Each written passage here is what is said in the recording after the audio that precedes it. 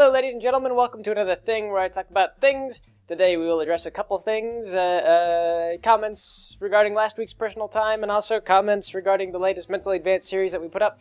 I'll start with the Mentally Advanced series as just because it's fun stuff. We had a few questions. One of them, people were like, oh, I noticed Twilight was kind of nice to Fluttershy this time. They said, why was that? And this is actually based on a little bit of personal experience, is that I oftentimes, I usually have really long relationships, and I found that consistently most women will actually defend each other in terms of the weight regarding, stuff regarding body weight. It doesn't matter whether or not the girl is, thin or kind of large or whatnot. They all sort of, every woman that I've known really has had a little bit of concern about their body weight. And I really haven't known very many women, women come in a lot of different shapes and sizes, and you will find that there are women who are really kind of heavy, who still have really attractive figures. They just, but they don't really, I don't know, it's strange. Just romantic attraction is more dynamic than some people give it credit for. But a lot of women, they compare themselves to one another, and they think about it more, they kind of get hung up on it. And so we had Twilight was defending Fluttershy's weight, and then later on the joke became well, I'm the same weight as her, so I sort of bothered by the fact that you said that she was fat. That was the first part of her kindness. She was defending Fluttershy's weight because Twilight realized she was the same weight. And of course, with the joke being Rarity was being hard on Fluttershy's weight when they're all the exact same model. They're just copy and paste, same horse, different color. So that was kind of the joke on that one. And then later on, she was kind of nice to Fluttershy because you have to remember that the way that we write her is it's like Fluttershy is kind of she's like a groupie almost. She's not really a member of the group in a way, and so Twilight doesn't really remember her as being anyone significant. She's just in this episode she just presumed oh, she's Rarity's friend. That's why she's that's why she's always hanging around with us, because she's Rarity's lackey or whatever. If you guys ever watched Hey Arnold, Helga used to have Phoebe who would follow her around, and Phoebe would take notes. And so in Twilight's mind, this is who Fluttershy was, and it was like Phoebe had gotten really big in the fashion industry, and Rarity was jealous. And so Twilight thought she was going to go talk to Phoebe, who was annoying in her mind or whatever, but she didn't whatever. Whoever this girl is, this Fluttershy girl is. And so because Fluttershy was all hopped up on amphetamines, and she was actually not. She was shouting at Twilight and not just being oh, I'm sorry.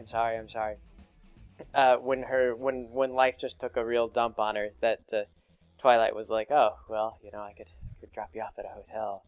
You could crash there. It was one of those. There's a line. It's specific behavior that irks the character, I like to think, and so it was one of those. I didn't see any reason for Twilight to add any extra cruelty into Fluttershy's life. So that's why that was. It wasn't not well, you could say there's a little bit of character development, I guess, in the way that we wrote that, but no drastic. I mean, she'll still go right back to picking on the character afterward in other parodies, as just because Fluttershy continues to be strangely. She's gotten more passive as the seasons have gone along. In fact, just because the characters have trended a little bit more towards their stereotypes. Bit by bit, they call it Flanderization. And so Fluttershy has gotten to be just a little bit more passive as time has progressed. I don't think that there's ever going to be a point where she suddenly becomes a real stand-up character. Not in the parodies, not in the actual show either. Yes, so there's that. Also too, I got some comments on that, the Holocaust quip that I had Rarity make. And I knew that I would get comments on that. I didn't get very many, but it was just one of those. It was I did the line, and I thought, it's kind of petty, but it's intentionally petty because it's coming from the character that this is the worst possible thing. This happened to me. It's over dramatic. It's oh, what's the worst thing I can think of? It's just like that. It's like the Holocaust. So it's intentionally petty. It's supposed to be in poor taste. So. That is the appropriate reaction to recognize that it is in poor taste, and it is being used in poor taste, but that's kind of the joke. So, yes, so yeah, that's it. That's mostly what I got for comments on that episode that I would address.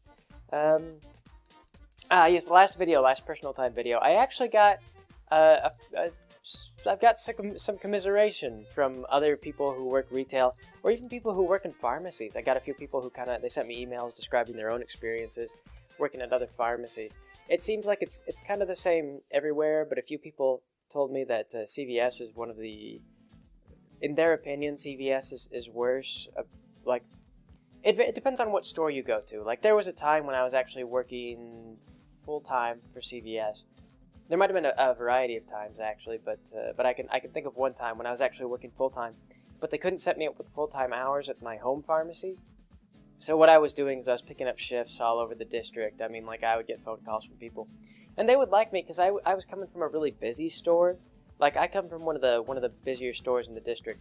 So I would get calls from, like, stores that were a little bit slower, a little bit easier to manage, and they would like to call me, you know, whenever they had work available, because it'd just be like, hey, Greg, you know, someone had to go on vacation. Can you come in here? Because, like, when you go from a really busy store to a store that's kind of moderate and easy to control, then it's like it's a huge difference. It's like coming in, you've got a lot of veterancy, you can just handle stuff. It's like, oh yeah, everything is under control in your moderately staffed store. Whereas, you know, when you get really used to a moderate store, then you know, it's not like you slack, but you work, you know, you're used to working at a slower pace, and you don't juggle as many things as once. You don't multitask. You don't wind up like I will get times where I will be filling a prescription, handling 2 drive-thrus, and speaking to someone on the phone. So, like, you can get into that sort of thing. It's you think it's not very common, because you have to be able to really juggle stuff really well to be able to do that sort of thing. Usually, handling the prescription, filling a prescription would be right out. That would be like if I don't know, it's sort of an extreme circumstance. It doesn't happen very often. It's like more towards like the end of the night if there's rush hour and there's no staff. So yeah, so some stores are worse than others, but definitely working at a really busy store, it's no secret that retail work is just kind of crap. And not to mention that ever since the 2008 housing crisis, they've really clamped down on a lot of things. Benefits. When I first started working for CVS, I mean, I believe they offered Christmas bonuses. I remember getting like a bonus at the end of the year and being really thrilled about it. I was like, oh, we get a bonus. It's like, yeah, we met our targets. And they quit doing that. They quit offering, like, you no longer get raises based on your performance, I don't believe. I don't know. They just clamped down on everything they could. They cut staff hours. And it just got to be like, you know, less compensation, more work, more stress. And of course they do things, they even do like meetings. Like I get short-term messages that are like, oh, we need you to come in to do a meeting because we've got a new regulatory thing that's coming up, and corporate wants to do meetings about it, which is really frustrating, because then you get to this, like, you get to the conclusion that, like, oh, so my job is important enough that you need to pull me into these meetings so I can sit down and learn these new programs or whatever. And I mean, and you need me to do this on my free time. Like, you need me to set up time aside from when I'm working to do this. You can't just yank me off my shift. So they'll do that, and then it's like, but we're still only going to pay you, you know, $9 an hour, $10 an hour if you've been here long enough. I believe, I'm not sure if I'm quite at $10 an hour or not. I don't know. I quit paying attention to it. I just focus on what I get on the paycheck. And I do know, like I say, it's getting really close to where if I can do everything correctly with the website and manage my time really efficiently, then it's like same. At the end of the month, I might maybe earn the same from the website as I do from CVS. That's with everything though. That's with everything all together. That's like after album sales, after Patreon, after donations and everything like that. We just kind of see where we land with everything, and we're getting really close. When that becomes stable, when it becomes really reliable, I might just finally say goodbye to CVS definitely, and focus on the website. Because at least the website, it feels like when I put in a lot of effort, like I get returns, like I get, you know, and you get a lot more. I don't know. I mean, it's like I work. If I work harder, then I get more out of it. So yes, so I got some commiseration. I also got a few people who are worried. They're like, "Gee, I hope that nothing terrible happens to you for speaking poorly about a large company in the United States." And like I said, there's rules. I mean, there's like legal rules. They could. Honestly, they could probably sue me over anything, but if they sued me over something really frivolous, like saying that retail work sucks, I feel like that probably, I mean, over the course of a half decade or whatever, I could probably reclaim the legal fees. It would just take forever and be a huge pain.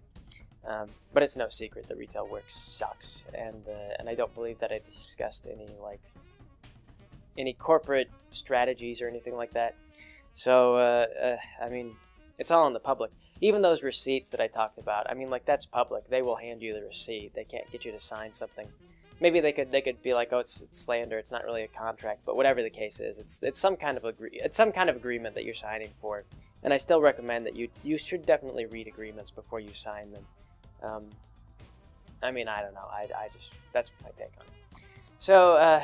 So yeah, I mean, it seems unlikely that I would probably get into any trouble. It's possible.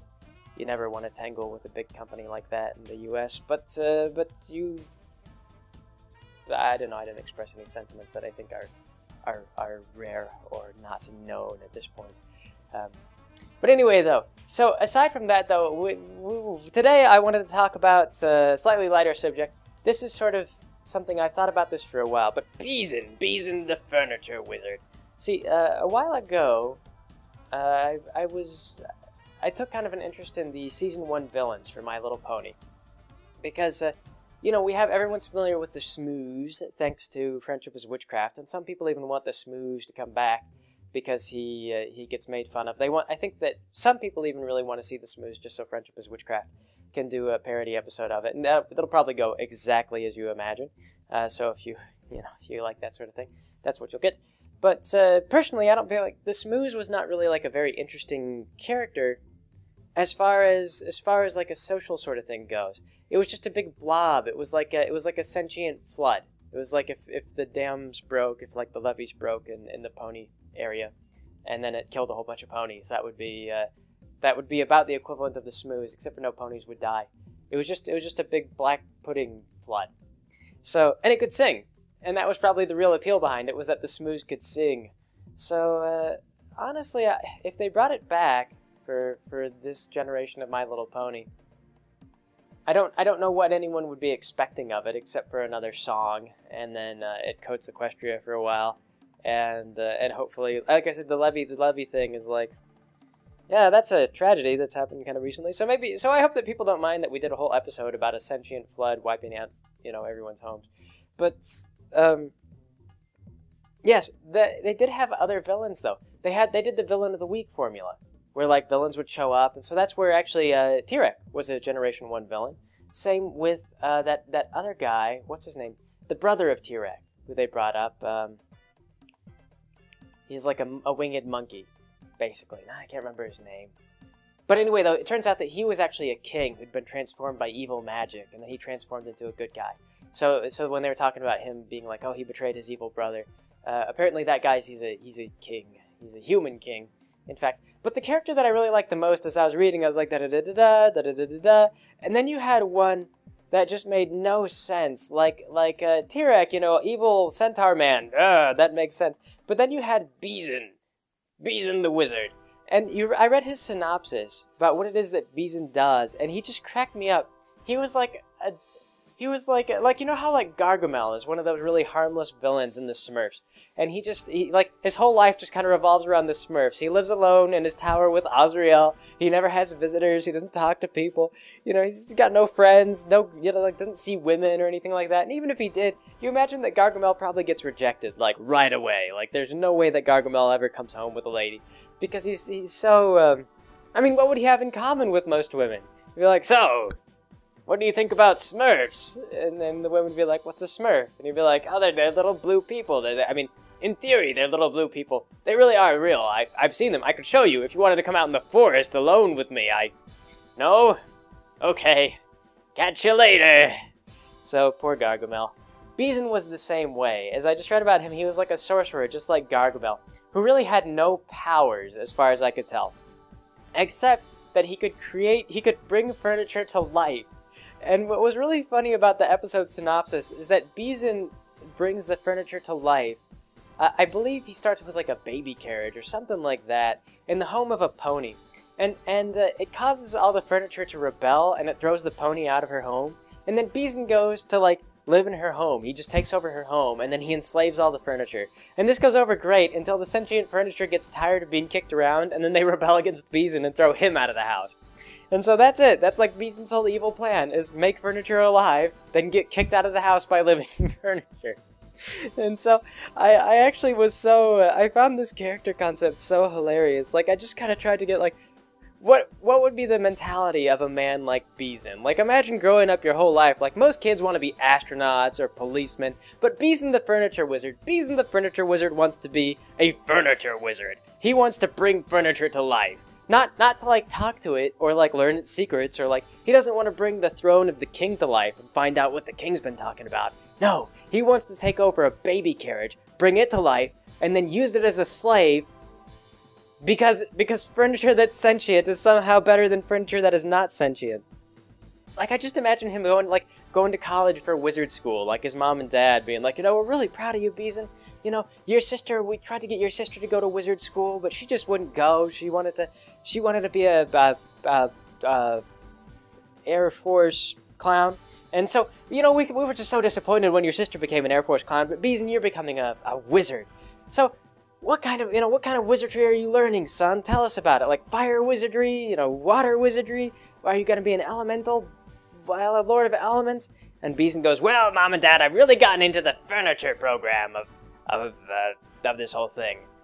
They have this brand new program. It's completely experimental. I don't, I've just really taken a shine to it. I say, oh, furniture wizardry. You mean like you're going to be a magical carpenter? No, I won't be able to make furniture whatsoever. But I will, however, be able to bring furniture to life and then sit on it. Like you're supposed to normally with furniture, but it'll be alive. So, Mom and Dad, a little bit disappointed. Daughter's an Air Force clown. Entertains the Air Force with clown antics.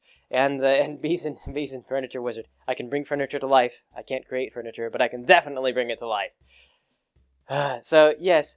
But what I like to think, though, is that his whole plan, like, he's really pleased with the fact that he brought all this furniture to life and then uses it as furniture. like, he's a man he's not just, stupid, but he's satisfied with stupid victories. So he's like, I plan to bring all this furniture to life, and then I use it as furniture, and that is my whole plan. And it worked! It worked! I'm so happy. Easy man to please. It must be a joy being Beezen, except for when everything backfires in his face, because the poor guy can't assess the value of his plans whatsoever. But yes, he was a one-time villain, but it just cracked me up, because it was just so, his whole concept was just so beyond terrible. He's just one of those people, like, you can imagine, like, Beezen's not really even evil. He just wants to be evil. Like, he thinks he's evil.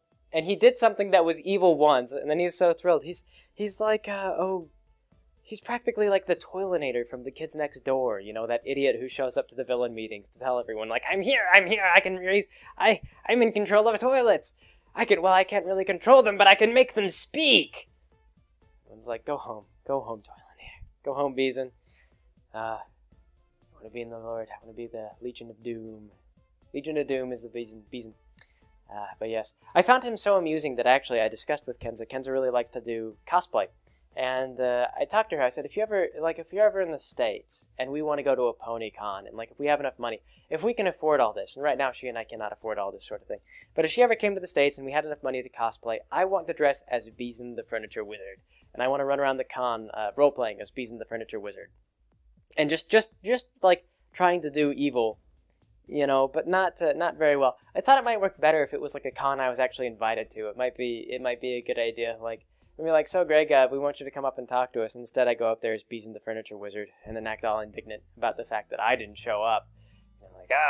This Greg fellow has absolutely no punctuality. Very well, I shall take control of the proceedings. Everyone, I can control your furniture. Well, I can't make it do anything, but I can assume control of your furniture if you could pick it up and move it over here, could make it speak. I'm a true villain. Yes, so I thought that would be fun. There was also, I remember I told Kenza that because we got into each other because of the My Little Pony parodies, that she kind of liked the Mentally Advanced series, and also she liked the episodes. She liked the episodes where I was talking. She liked to hear me talk, and that's how we met. And so I thought that it might be kind of interesting to propose to Kenza via Beezen the Furniture Wizard. I would have really liked to sing the song "Evil Love" from Phineas and Ferb to her, and then propose. But, I proposed to her in Paris, which was a bit more romantic. That was kind of the one I told her about that. I was like, yeah, that was one of my theoretical plans for proposal. And she goes, oh. She goes, well, that would have been very personal. She goes, I kind of like Paris better, but I mean, I don't want to think about what could have been. And I'm like, oh. So, yeah, it's true. Paris is probably a little bit more romantic. As far as telling your family and friends about the proposal, I suppose that Beezen the Furniture Wizard is a bit embarrassing. But still, would have been fun. Ah, yes. What do I want to say about Beezen the Furniture Wizard? I don't know. I always just kind of love those sorts of villains. Those villains that just, like, they fail not because they're... I mean, they fail because they deserve to fail. And yet they just keep trying. They have so much spirit for their evil. Like, they just really... It's like, it's what they want to do. It's not beneficial. Doesn't really get them anything. There's never any reward. It always fails. That's my favorite part about it. Just the sheer optimism. It's like, well, it failed last time, and it'll fail this time for sure. And probably it'll fail next time. But I'll just keep doing it, because it's what I love. Like, what can I say? Lex Luthor runs a really failure-prone enterprise in the Super Friends, but he just keeps at it. And same with all of them, Scarecrow, everybody. They just get their faces punched, nothing ever goes right, their plans never work. They just keep going. Because it's what they're good at, you know? It's who they've become. They've built their lives around it. And they just really, you know, they never want to be defeated by failure. So, it's almost inspirational in a way. But anyway, that's it. I suppose I will catch you guys later.